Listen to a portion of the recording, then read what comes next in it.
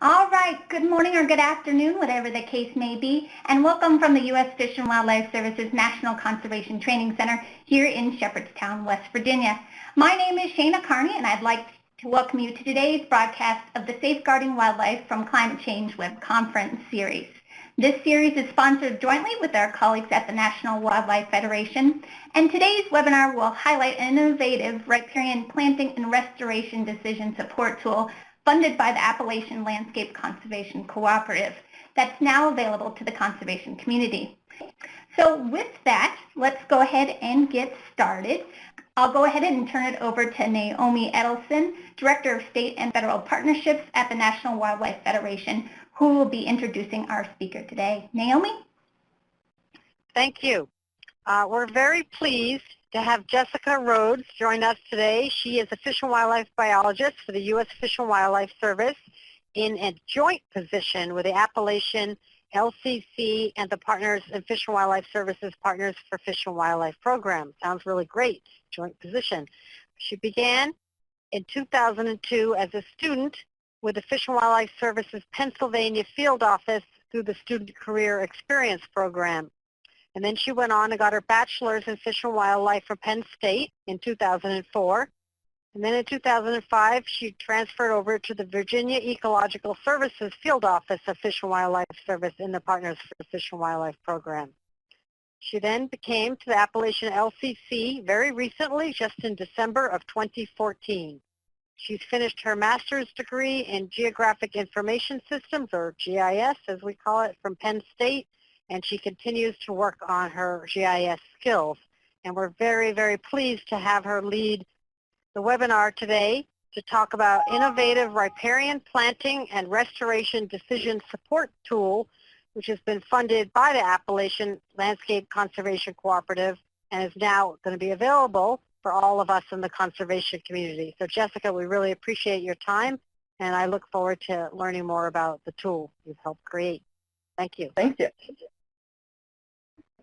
So hi, this is Jessica, and today, like I said, we're going to discuss this tool that has been developed, and it's an innovative web-based tool which, as said, was funded by the Appalachian LCC and developed by researchers from the U.S. Forest Service and the University of Massachusetts.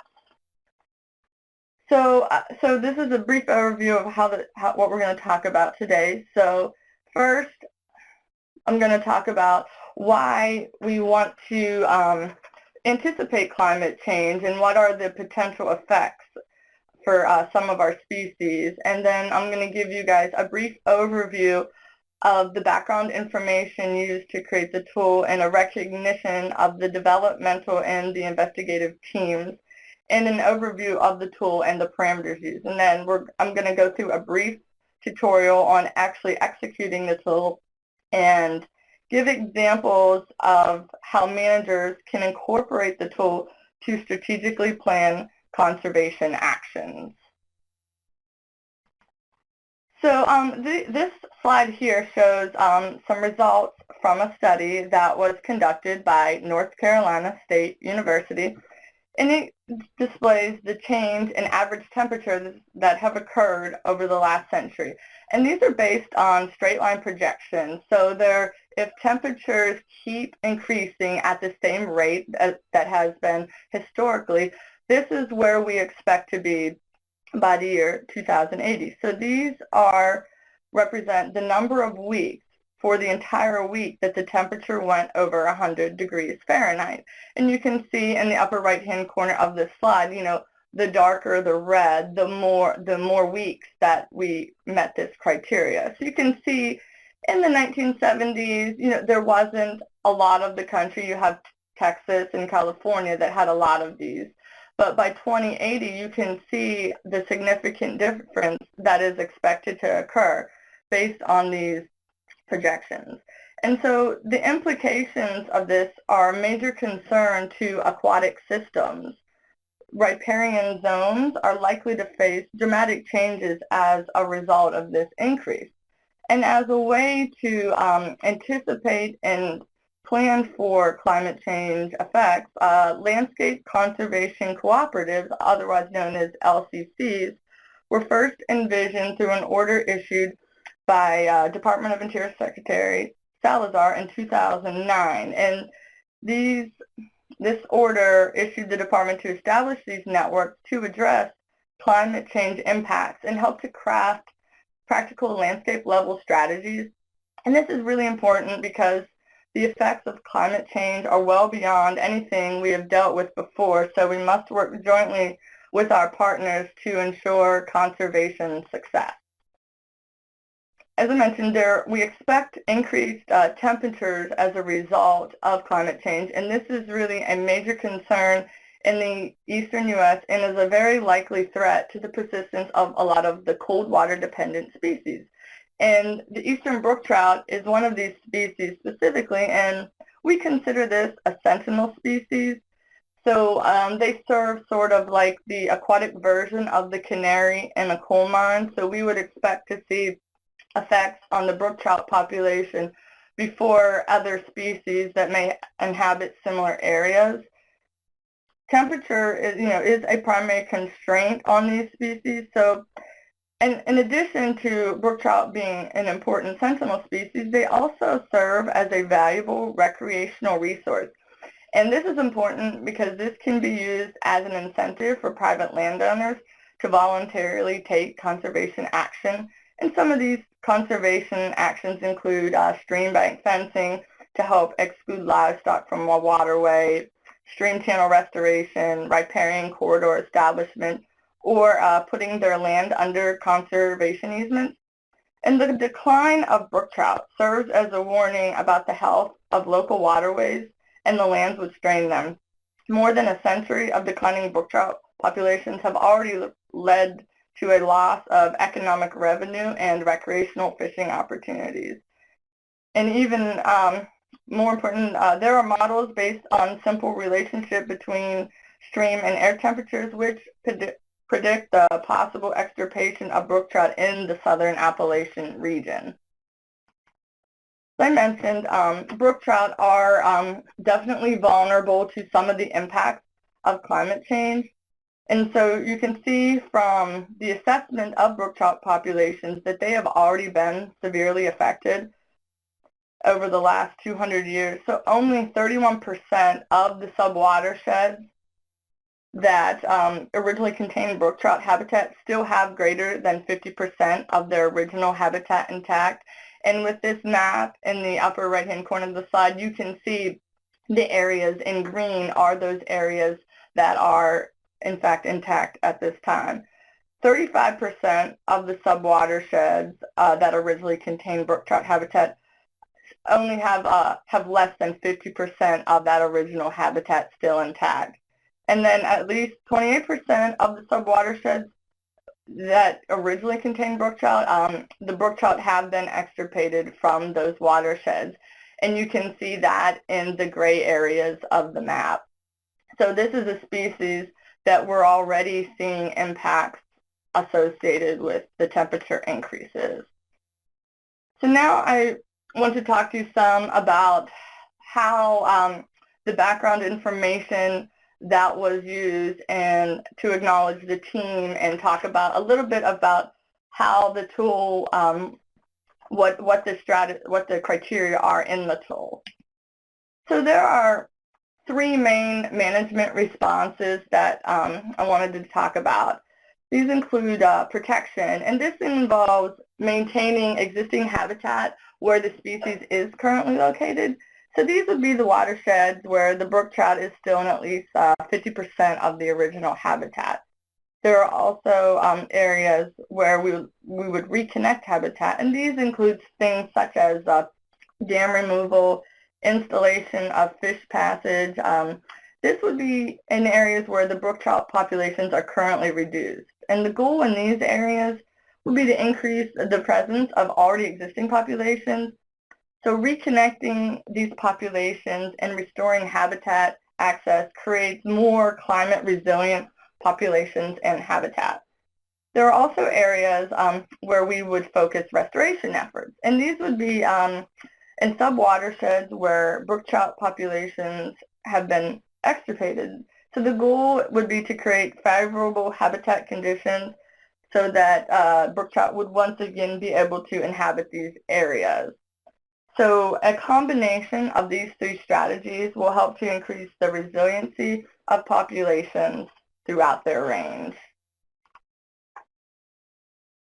As I mentioned, streams vary considerably in their sensitivity to increased air temperatures. Resilient streams are really important because they can help provide refugia for cold water species. And a major determinant among stream variation in both current and predicted future temperature regimes is the direct exposure to sunlight, and this is also known as solar gain. And solar gain is composed of two components. It's composed of geography, which includes things such as aspect, elevation, topography, and also the extent to which streams are shaded by riparian vegetation. So this would be your percent canopy cover. And so while managers cannot change the geography, they can directly influence solar gain to streams by restoring riparian shade through the restoration of the riparian corridors, planting trees, and doing those activities. So areas with high potential solar gain and a low percentage of canopy cover would be high priority areas for tree plantings, and this would help to reduce stream temperatures in an effective manner. As an example of how stream shading and the efficacy of these actions can help alleviate these increases, in a controlled experiment, artificial shading of 800 meters of a stream actually reduced the summer stream temperatures by 2 degrees Celsius for over a mile. So this effect is predicted to mitigate up to the equivalent of a 4-degree Celsius increase in air temperatures. So selecting and prioritizing restoration projects that maximize limited restoration dollars has been a challenge due to the lack of prioritization tools at the appropriate scale. Restoration efforts that contribute to climate change resiliency are also important, as demands are made for agencies to identify how their activities foster adaptation to a changing climate. To help fill the needs of developing these tools, the Riparian Prioritization for Climate Change Resilience web-based support tool was developed. And so, as I mentioned, this tool is a user-friendly web-based tool to identify priority areas for riparian restoration in the context of predicted climate change. And most importantly, and this is at an appropriate scale that deemed by practitioners. So different managers will have the ability to create their user-determined scale, and this was a very important component of the project. So this tool analyzes riparian corridors, and these are defined as areas within 100 meters of a stream centerline, and the stream layer that was used was from the National Hydrologic Data Set. This tool has been incorporated into open source data layers and is currently served on the Appalachian LCC portal. And this, we also call this the GeoNode. These tools are freely available and open to the public. And there are also additional data layers available on the GeoNode platform, which users can combine with the export from the riparian tool to further refine the analysis. And this tool was funded by the Appalachian LCC, and the primary tool developer for this tool was Dr. Jason Coombs, and he's with the U.S. Forest Service.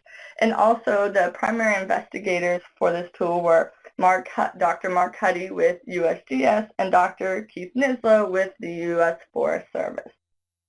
Within the tool, there are a total of 4 metrics. 2 of them are required essential metrics, and then there are 2 optional metrics which the users can specify.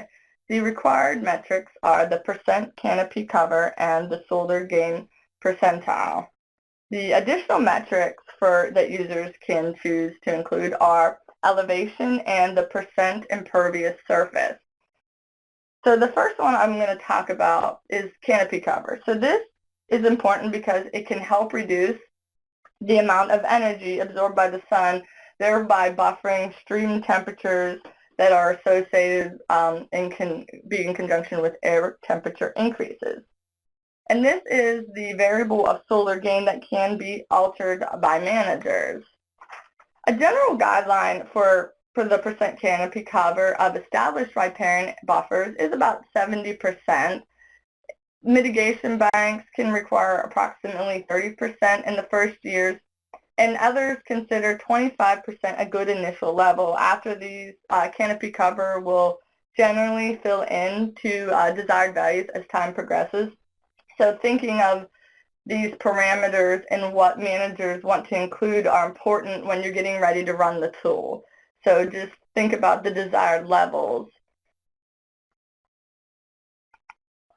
The next metric that I was going to discuss is elevation, and this is one of the optional parameters. And this metric can further refine areas by eliminating areas below a certain elevation, and this can be an important component for species such as brook trout, which tends to be elevation restricted. Typically, you don't see them below certain elevations, so you would not want to include these in your prioritization. The other required metric is solar gain, and solar gain values are originally in a raw format, which are kind of difficult to interpret. So for the tool, these values were actually converted to a percentile. So when you put this parameter in, you're putting it, say the default is actually 70%. So you're saying that cell is with the 70th percentile of solar gain. So you can think about that when you're deciding which number you want to input. The final parameter that was included in the tool is the percent impervious surface. So percent impervious surface can cause some water quality impacts if it gets above a certain level. And generally you see impacts to water quality at about 10 to 15%. Above 10%, there's almost always a measurable loss of water quality. And between 10 to 25%, water quality impacts increase. And a lot of these watersheds, pollution and flooding are both evident. Above 25% impervious cover, water quality impacts can be so severe that it might not be possible to restore water quality to pre-existing conditions. So you have some general guidelines that you can use to look at, and so that you can choose at what level you want to include those areas in the analysis. In addition to these general guidelines, you may also have a particular species which is even more sensitive. So for instance, a survey of Maryland streams found that brook trout, which is a species which is very sensitive to water temperature and water quality, were not present in any streams where the watershed was greater than 2% impervious cover. So that's the overview of how the tool was developed and what's generally included in the tool. Now I want to walk you through a brief tutorial on how to actually use the tool. I want to mention that the supporting materials and training are available at the link provided at the bottom of your slide. There's a report and there's step-by-step instructions on how to specifically use the tool. And also, this presentation is being recorded and will be available for later viewing if you want to refresh on what was presented here. Hello everyone. So for this part of the training, we're going to discuss the overview of the RPCCR tool platform, and we'll go through a real quick demonstration on how to actually use the tool. So on the screen here, you can see the web mapper, and this link is provided to you in the course materials and in the handout that you will use in the how-to hands-on exercise. So the first thing, you see the legend here, and you can see there are multiple layers that are listed in the legend. Only a few of them are on by default. That includes hybrid imagery, the state's boundaries, and the Eastern Brook Trout Joint Venture boundary. And this happens to be the boundary of the riparian tool. So there's all these other layers that you can turn on and off. There's also a toolbar up here which has a lot of features that you may use. So the standard fixed zoom in, zoom out. There's also a zoom to the extent, so that will take you back to this main view that you see here. There's also the zoom in select, and this is to zoom in if you left click, draw a rectangle on the screen, that is that zoom. And then you can also do a pan, so we can, if we select the tool, make sure it's clicked on, and then you can pan on the map. You also have a zoom to current location. You have a zoom to a specified address or coordinates, so you can use that if you know the address or coordinates of a place you're interested in. This is a preview extent, so we can, if we keep clicking this back, we'll basically go back to where we started. And then there's also a next extent tool. There is an identify feature, so this will, if you click on the map and you have the layer on, it will give you information about the layer that is visible within the map. There is a select features, and we are actually going to use this tool when we walk through the how-to demonstration. There is the clear selected features. We also have a button to download layers, and this little tree icon here, that is the riparian prioritization tool, and we are going to walk through that in just a second. And you also have something here for calculating drainage area. We're not going to cover that, but just know that it is there.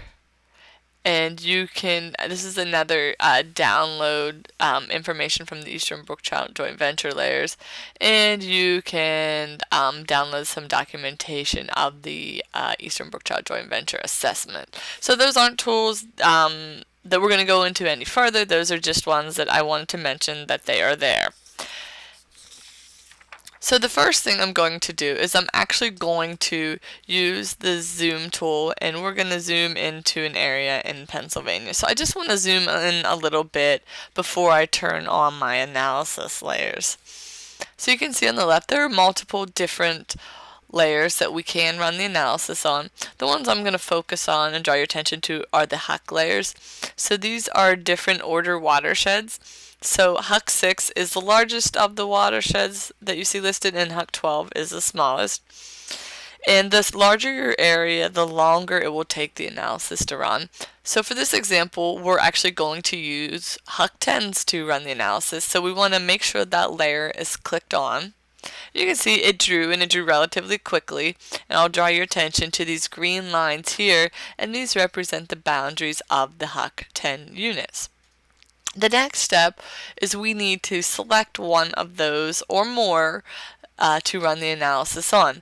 So under this, choose layer for feature select, we want to make sure we select HUC 10. Otherwise, when we click on the map, it's going to, currently it would select the state. So when we select HUC 10, you can see now that it is selected, it's going to select that feature. So we can select one layer at a time by simply clicking on the map, or we can left click and drag the mouse, and you can select multiple of those watersheds, and you can see it highlighted them all here. What we're going to do is we're just going to run the analysis on one of those layers at a time. The next step is to activate the tool. So we click on this tree icon here, and it's going to bring up our input specification box. You will see some numbers in here by default, and so you can choose to keep these defaults, or you can change them based on your organizational needs and priorities. The first two of these are required parameters, and these include percent canopy cover and solar gain percentile. I just want to note that the value within solar gain percentile is we'll select areas that are less than or equal to that number. So in this example, the analysis will consider as meeting your parameters if that cell on the landscape has less than or equal to 70% canopy cover. Anything greater than that will not meet the parameters that you specified. And I'll show you how that's designated in the output. Solar gain percentile is the opposite of canopy cover. It is going to select areas greater than or equal to the number you have lit in that parameter.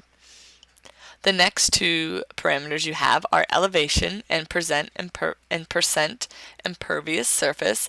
And you can see these actually have a checkbox beside them. And these are actually optional parameters. So you can choose to include them or you can uncheck the box and they will not be considered. So for this example, I'm going to uncheck the elevation parameter and I'm going to keep the impervious surface parameter. The next thing we want to look at is, you see this here says restrict extent by selected features. And so what this is going to do, it's going to restrict it to just that feature we have selected. And in this case, that is what we want to do. Now all we need to do is to click on Perform Analysis. And you can see as soon as you do that, you have this information box and it will keep you posted on the progress with this status bar while it runs the analysis. And as soon as it's done, it will automatically zoom to that area. And you can see the output here. Currently, our watershed is still selected, so I'm actually going to clear that selection so we can get a better view of the output from the riparian analysis. So you see these areas in light blue are riparian corridors, but they did not meet the criteria that you specified. The darker areas within those riparian corridors did meet the criteria. So I'm going to zoom into one of those areas so you can get a better view of that. So you can see here, these areas here in this dark area, they all met the criteria. So those are areas that you may want to look at further for your conservation actions. And as soon as the analysis is complete, the layer is automatically added to the table of contents. And it will be the last one in the list, so you can see that it is this HUC_10 layer. And one nice thing about the file naming convention, it may not look like it makes a lot of sense at first, but this is telling you that it was run on the HUC10 scale, that the 723 indicates the numerical ID of that specific HUC10 watershed, and these parameters that follow indicate the values that you entered. So the 70 here represents 70% canopy cover. 75 is the percent solar gain, and 10 is the percent impervious surface. So these will actually be in the order that you input in that parameter specification. So had we included elevation, it would actually be between the 75 and the 10. So if you're not sure, or if you forget the parameters that you specified, you can easily find that out by looking at the file name. So it's a handy feature. So you have this in the map here and you can view it, but now you may want to consider downloading it so you can put it in GIS software on your own system. And the nice feature of this tool is that we can do that. So I mentioned to you that there was a download layers box, and it's this green circle with the yellow arrow. So all we need to do is click on that, and you can see that there are some specifications for the download that we can set. The default for layer to download is all visible layers, and if we were to do that, all the layers you can see in the map would be downloaded in the zip file. That is not what we want to do, so we want to make sure we select the specific layer we're interested in, and that will be at the bottom. That is from the analysis we just ran. And there are also a couple different file type options. You have a GeoTIFF, JPEG, a PNG, and a PDF. We want a geospatially referenced image, and we want to stick with the GeoTIFF file type. There's an option here to restrict the download to the map extent, and in this example we don't want to do that because we want the entire watershed downloaded, and this would restrict it to only the areas that are currently visible if we were to select that. So we're going to leave that unchecked and hit download.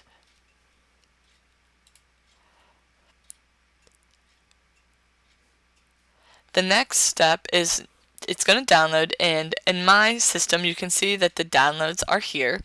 So, and these actually go to my downloads folder. But this file here can then be inserted into your GIS software of choice, and you can perform further analysis on it and add additional data layers. So that is a brief summary of how to run the tool, what the tool is comprised of. The next step in this training is to actually go through the how-to exercise that is provided. So what you'll do is you'll download the PDF of your choice, and that there are two different levels. There's a manager level perspective and a technical user perspective, and that will walk you through step by step the process of basically doing what I showed you, and it'll have some screenshots to help you.